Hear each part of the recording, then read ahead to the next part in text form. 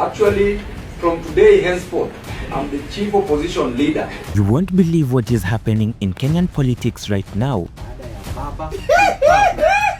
As the nation desperately searches for its next enigma, all eyes are on one man who might just change everything. As Babu Owino right now, I'm overqualified to be a president of the Republic of Kenya.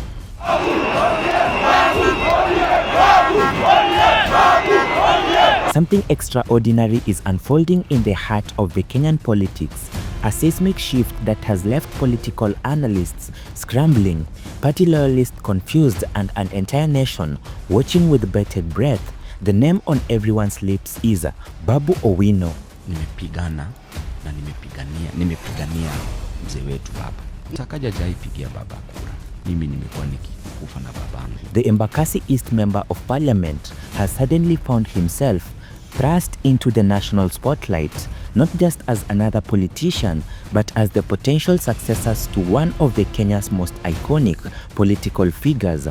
Babu Owino is a man to watch because he seems like a young man who has got this embodiment of a leader of an urban revolution. But here is where things get interesting, and trust me, you're going to want to hear the entire story because whatever is happening behind closed doors is even more shocking than what we are seeing in public. A young man, politician, he said that by the special grace of God, if he's not going to be stopped, he's going to be the governor of Nairobi. Close sources within political circles now whisper urgent warnings to Babu Owino: act fast or lose the golden opportunity forever. The clock is ticking and the stakes have never been higher. He's a young politician we need to pray for. He's a young politician in this country. And I saw God lifting up this young man to a level of becoming a president. Let me paint you a picture of what is really happening, because Kenyans across the country are declaring with increasing favor that Babu Owino has been blessed to carry forward a legacy that spans decades. The narrative spreading like wildfire through social media, political rallies, and even private conversations is that he stands as the second most powerful Luo leader in the Kenya today. But here is what makes this situation absolutely fascinating. The political establishment is watching the rise with a mixture of admiration and anxiety. Some political observers note that Babu has captured something intangible, something that has been missing in the Kenyan politics for quite some time. He represents a generational shift, a bridge between the old guard and the youth who feel increasingly disconnected from traditional political structures. Comedian and media personality Oga Obinna recently made waves when he publicly urged the Orange Democratic Movement to recognize what many young Kenyans already see. Now, let me talk about ODM. The only thing that will save face for ODM and let the Gen Zs identify with it is if they do one of these two things. One or both. They say from today, that is now Oburu. ODM party coming 2027. We are only fronting one governor. And we are all behind, and we are giving our party tickets to the one and only His Excellency Mheshimiwa Daktari Engineer Professor President Babu Owino. And secondly, if they are not giving Babu to be the party leader, they make Babu the Secretary General of that same party. According to reports from October 2025, Obinna emphasized that for ODM to remain relevant, the party must either hand Babu Owino the ticket to run for Nairobi governor in the 2027 election, or appoint him as the party Secretary General. These two steps, he insisted, would be vital in ensuring that Gen Z voters continue to identify with the ODM brand. Obinna wasn't just mincing words when he said this, and I am rephrasing here. Among all the current ODM leaders, Babu Owino stands out as the one who reflects the same passion, fearlessness, and fervor that once defined political leadership at its peak. He described Babu Owino as a leader with both divine favor and natural connection with the people. But that is not all. Wait until you hear what happened next. The momentum building around Babu Owino isn't just about personality or charisma. Politicians, analysts point to his track record, his consistent ranking as one of Kenya's most performing MPs. An Infotrak poll placed him at the top with a score of 72%, outperforming nearly 290 members of National Assembly. And this isn't just popularity, this is performance, recognition from the very people who elected him. Now here comes the heartbreaking part of this story, and honestly, this is where things really get a little bit complicated. Just when everyone thought that Babu Owino's path to political ascension was clear, reality has delivered a crashing blow. Days after this groundswell of support emerged, Babu Owino himself confirmed something that sent shockwaves through their supporters' fan base. ODM would not endorse him as the next Nairobi governor, and let that sink in for a moment. The very party he has served loyally, the party whose leader he has defended and campaigned for tirelessly, will not be backing up his gubernatorial ambitions.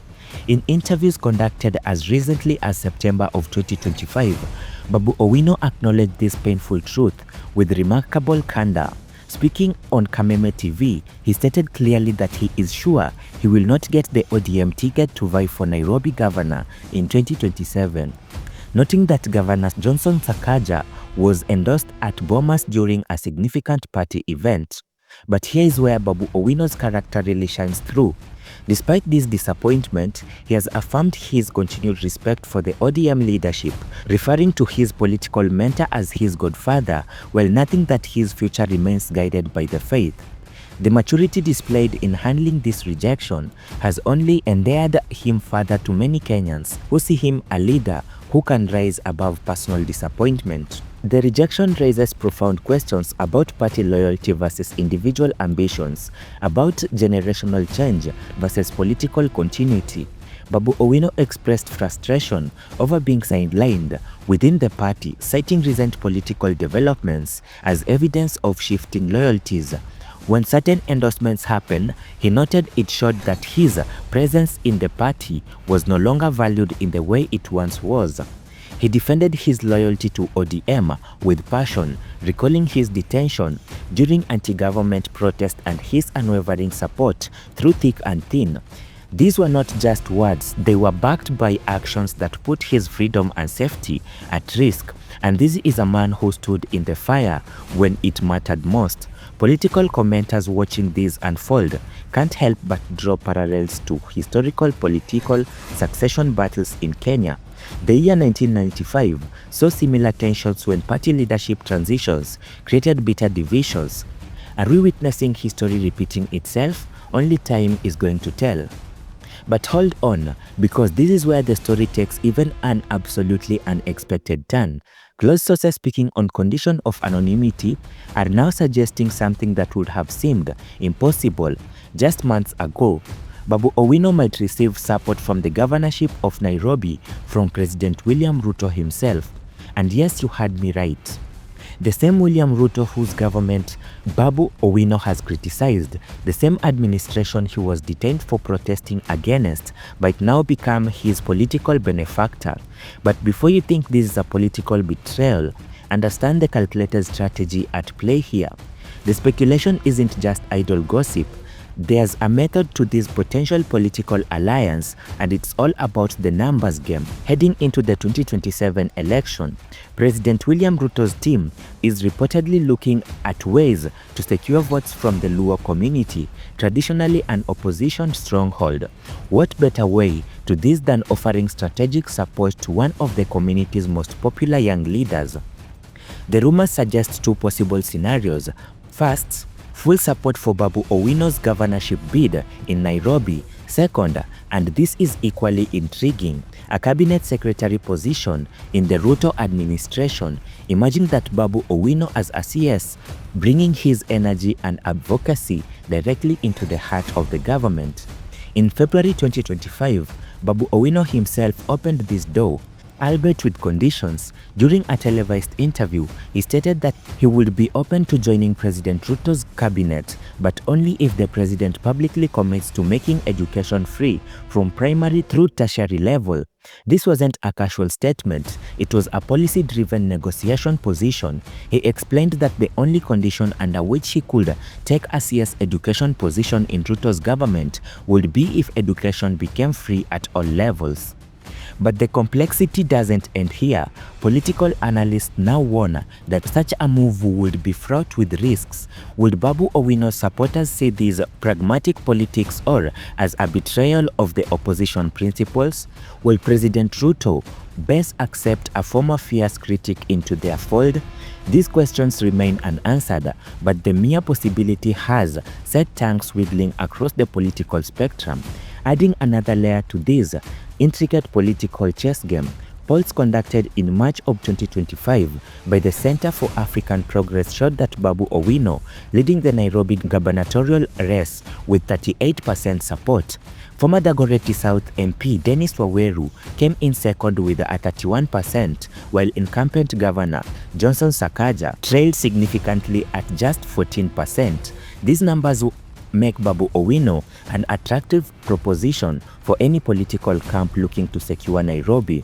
The strategic calculation for President William Ruto's team is clear. By supporting or co-opting Babu Owino, they could potentially neutralize opposition strength in Nairobi while simultaneously making inroads into the Luo Nyanza, a region that has historically been elusive for incumbent governments.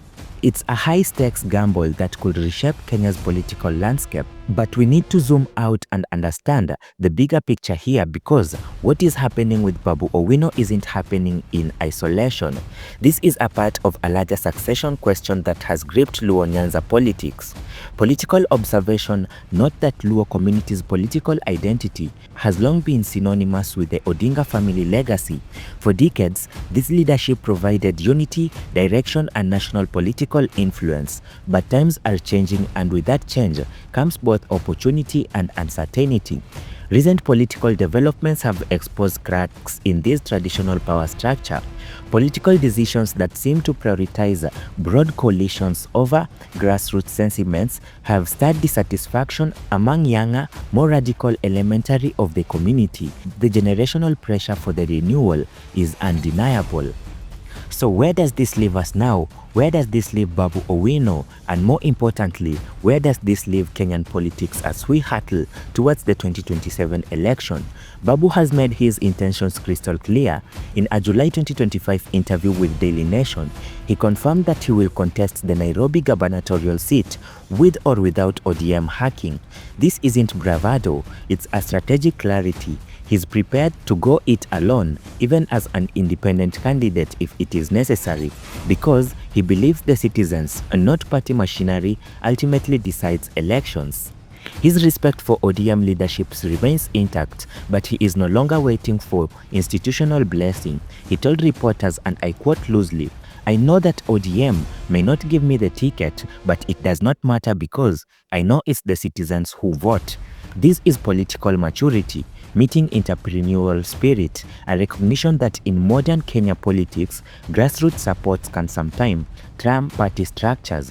The declaration by Kenyans that he is the next political enigma isn't just hero worship, it's a recognition that he embodies qualities that resonate with millions of young people who feel left behind by traditional politics.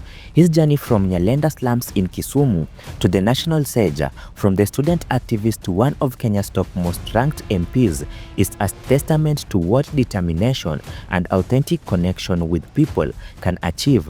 As we move towards 2027, all eyes indeed be on Babu Owino. Will he secure the support needed to capture Nairobi? Will he accept a potential alliance with the government? Will ODM change its position and back him after all? These questions remain open, and that is what makes this story so compelling. One thing is certain, Babu Owino has already secured something more valuable than party endorsements. The rise of Babu Owino isn't just his story, it's Kenya's story. It's about how a nation evolves politically, how generational change happens, and how political legacies are both honored and transformed. Whatever happens next, remember you heard about this political earthquake here first, and trust me, the aftershocks are going to reshape Kenya's political for years to come. If you found this analysis compelling, make sure you stay tuned for more updates as this fascinating political drama continues to unfold. The 2027 elections are fast approaching, and the stakes have never been higher for Kenyan political future.